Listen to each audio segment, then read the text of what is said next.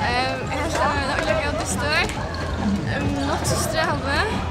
Vi gör några fejler, men ja, vi var bättre.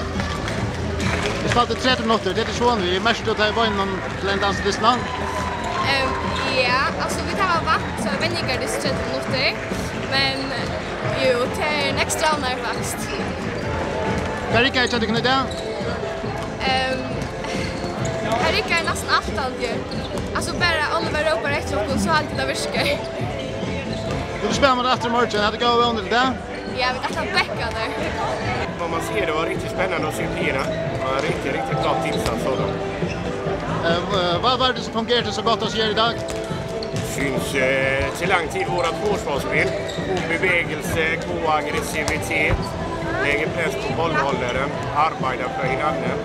Det var dejligt att se. Och mammaspelet, det var gott också. Det må man se. Det är imponerande att se. Det är dejligt att se.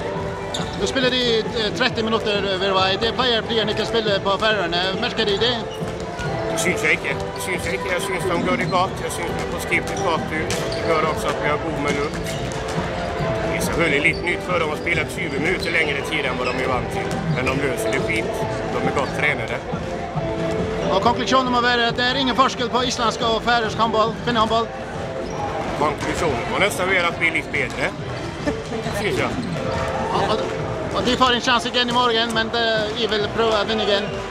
Vi vill pröva att se om vi kan göra det lite bättre imorgon.